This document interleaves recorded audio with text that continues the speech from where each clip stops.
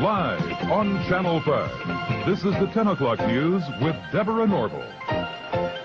Coming out revealing secret negotiation between the Nazis and the Zionists in 1933, which allowed German Jews and their assets to go to Palestine.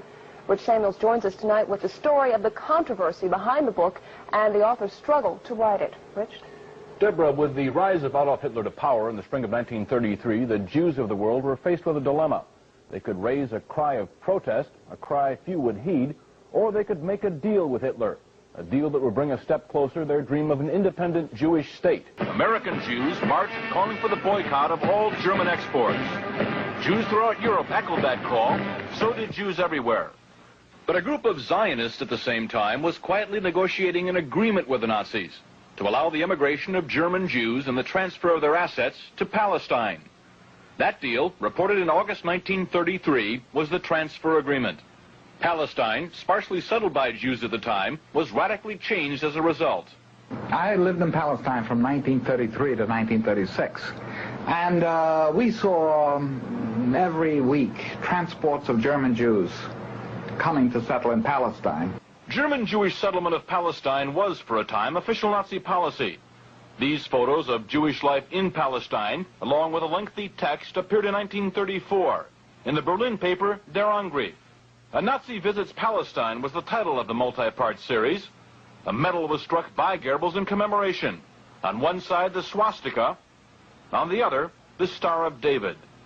Hitler demanded one concession for the transfer agreement, that the call for a boycott of the Reich, raised by Jews here and elsewhere, be rejected by the Zionists. The Zionists made that concession. And so, while Nazis were marching in Germany, and while Jews were marching here, diplomacy was running a more important story. In the Mediterranean, where the dream of a nation-state for Jewish people came a step closer to reality. The story in this book some will find hard to accept. So you've never been told what the origin of Nazi is. NA is National Socialism, which was the German Nazis. And in 1923, there was a double agent who came to Hitler, and he said to Hitler, look, your Nazi party is not, your National Socialist Party is not getting off the ground. You need an alliance. And he suggested that they ally with the Zionist Party. So the NA of National Socialism joined with the Zionist Party in the World Zionist Party in 1923, and ever after was known as the Nazis, NAZI. The ZI was for Zionists, but of course no one knew that, because our popular mythology is that the terrible Nazis were attacking the Jews. But what we were never told is there was a great schism in the Jewish community of the world between the Zionists and the non-Zionists. You see, the non-Zionists were the Orthodox Jews who believed you could not have a Jewish state until the Jewish Messiah came. They didn't acknowledge Christ as Messiah, so they were waiting for their own Jewish Messiah to come. Then you would have a Jewish state, and that Jewish state would rule the world. But the Rothschilds in 1828 decided they couldn't wait for the Jewish Messiah, so they started what they called Reform Judaism under Moses Hess. And Reform Judaism said, yes, you can have a Jewish state before the Messiah comes. And the reason you could have it was the Rothschilds had made so much money, they said, we'll buy our own state. So the Rothschilds sent people out to the Middle East to have Jewish settlements, and which is today the State of Israel, totally created by the Rothschild money. And so Reform Judaism then became the cause of a great schism between Orthodox Jews and Reform Jews. Now, no one has ever told you this, I'm sure, but you think that the Jewish community is monolithic. In fact, it's split sharply down the middle. But even today, they have riots in the Jewish parliament between the Orthodox Jews and the Reform Jews.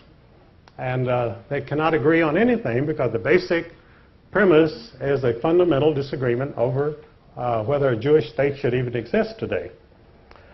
So in Germany in 1923, the German Jews were quite prosperous and quite happy, and they were not interested in becoming Zionists, and they were not interested in going to Palestine. After all, they had beautiful mansions in Germany. They had symphony orchestras, they had art, they had everything, and they were accepted in the community. As Ezra Pound said, Germany was the least anti-Jewish country in Europe. When you went over into Poland and Russia, you had very strong feeling against Jews. But in Germany, they were accepted and happy, so why would you ever have an anti-Jewish government in Germany? And of course, Hitler, allying himself with the Zionists, he said, after all, you're right. He said, we have the same goals. And so he allied with the Zionist party, and the mission of the Nazis was to force the anti-Zionist Jews to accept Zionism. And this is what the concentration camps were about.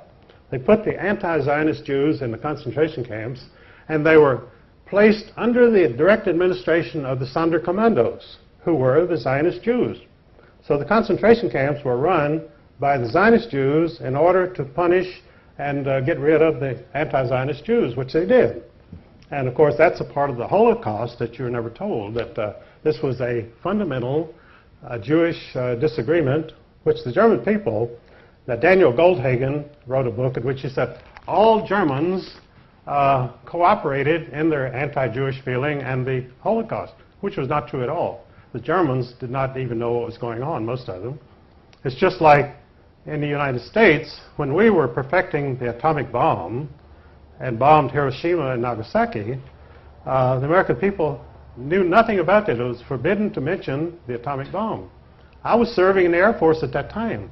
We never heard of any atomic mission or atomic bomb until the bomb was dropped on Hiroshima.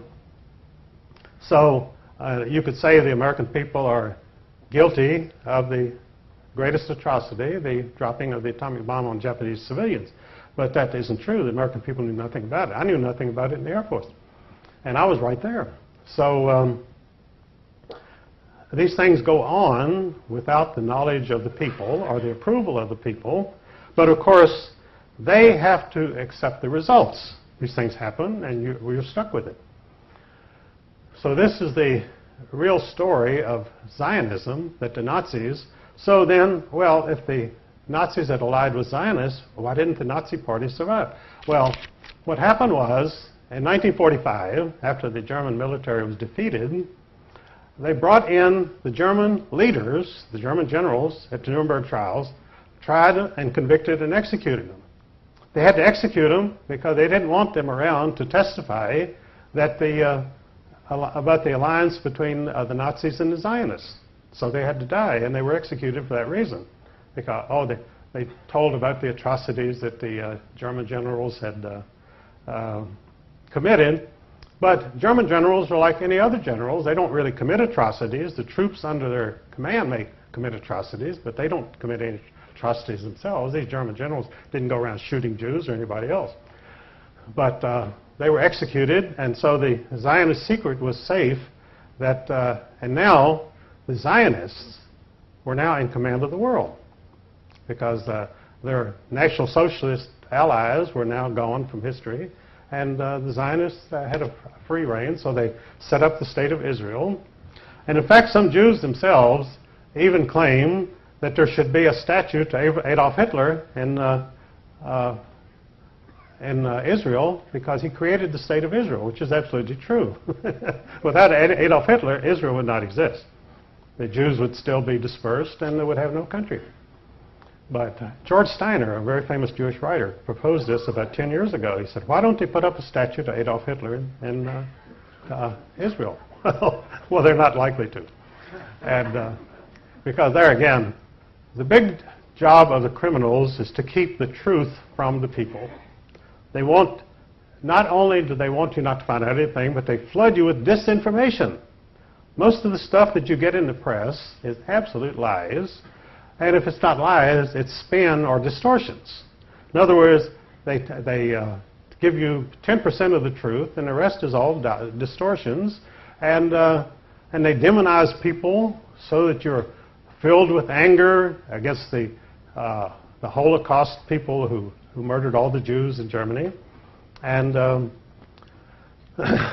people do get very angry because of these things. And they don't even know what they're angry about because they're not told the facts. and never will be told the facts, because the press is totally in the hands of the bankers. Because news is a high-budget, capital-intensive operation. You need a lot of money.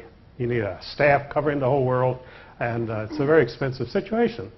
So the average truth seeker is not going to start his own television station or newspaper, because he doesn't have the $100 million that you need to even get it off the ground.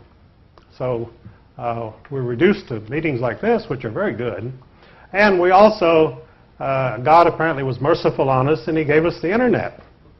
Because in fact, in the States, we had this total monopoly of television by 3 television networks, which were all controlled by Zionists.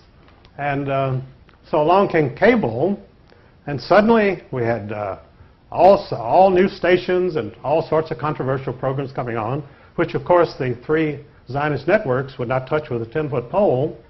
And the result was they were left behind. They had 100% of the television audience. They now have 30%, and it's dropping every year. In fact, it's probably less than 30%, but they're cooking the books in order to maintain their advertising revenues to give a totally false picture.